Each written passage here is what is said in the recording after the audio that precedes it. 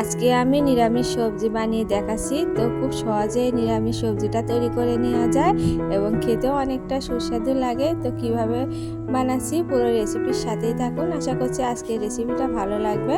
নমস্কার বন্ধুরা, আমি সীমা রান্নাঘরে সবাইকে স্বাগত জানাচ্ছি।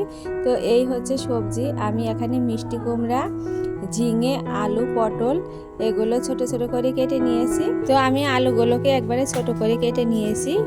তো এবারে আমি শাক যে কেটে নিয়েছি, শাকগুলো আমি যে ডাঁটা শাক হয় সেই শাকটা নিয়েছি। তো আপনারা পুঁই শাকও নিতে পারেন। তো আমি এবারে রান্নায় চলে আসলাম। তো কড়াইতে আমি পরিমাণ মতো সয়াবিন তেল দিয়ে নিলাম। তো আপনারা সর্ষের তেল দিয়েও করতে পারেন। তো এবারে আমি শুকনো মরিচ আর কাঁচা মরিচ পুড়িয়ে নিলাম। এবারে পাঁচফোড়ন দিয়ে নিলাম। তো একটু বেশি করে শুকনো মরিচটা একটু বেশি দিলে এই তরকারির স্বাদটা অনেকটা ভালো আসে। তো আমার এবারে ভেজে নেওয়া হয়ে গেছে। তো আমি এই সবজিগুলো ধুয়ে নিলাম। তো আমি একসাথে সবজিগুলো ধুয়ে নিয়েছি।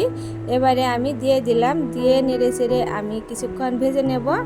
তো একটু নেড়ে চেড়ে ভেজে নিচ্ছি, যেহেতু ঝিঙে আছে, পটল আছে, এগুলো থেকে জল বের হবে। তো এবারে আমি দিয়ে দিলাম পরিমাণ মতো লবণ এবং পরিমাণ মতো হলুদ।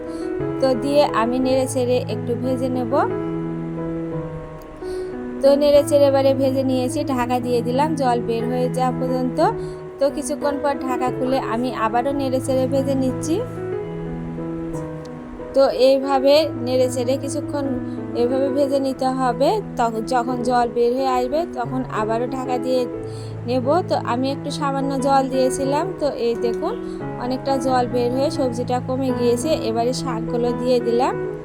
তো শাকগুলো দিয়ে আমি নেড়ে চেড়ে মিশিয়ে নিব। তো এবারে কোনো আমি লবণ আর হলুদ ব্যবহার করব না।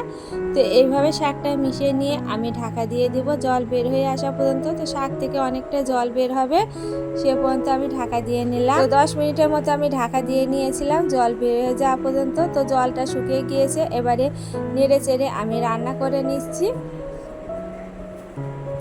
তো সবজির মধ্যে যে আলু দিয়েছিলাম, তো আলুটা গলে গিয়েছে। এবারে আমি দিয়ে দিব ভাজা জিরের গুঁড়ো আর সামান্য একটু ময়দা দিয়ে দিলাম, যেহেতু এর মধ্যে শাক আর ঝিঙে আছে, একটু মাখো মাখো হবে, সেই জন্য সামান্য একটু ময়দা দিয়েছি।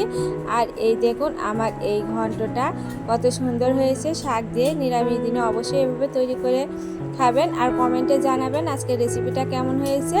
আর আমার চ্যানেলটিকে লাইক এবং সাবস্ক্রাইব করে আমার চ্যানেলের পাশেই থাকবেন। যারা ফেসবুক থেকে দেখছেন আমার চ্যানেলটিকে লাইক এবং ফলো করে দেবেন এবং শেয়ার করে দেওয়ারও অনুরোধ জানাচ্ছি। তো আমার এই ঘন্টটা হয়ে গেছে, আমি এবারে নামিয়ে নেব। আর দেখে বুঝতেই পারছেন শাক দিয়ে এই সবজি দিয়ে নিরামিষ ঘন্টটা কত সুন্দর হয়েছে এবং খেতেও খুব সুন্দর হয়েছিল। তো এবারে আমি পরিবেশন করে দেখিয়ে দিচ্ছি। আর এই হচ্ছে আমার আজকের এই নিরামিষ শাক দিয়ে সবজি। তো কেমন লাগলো কমেন্টে জানাবেন। সে পর্যন্ত সবাই ভালো থাকবেন, সুস্থ থাকবেন। নমস্কার।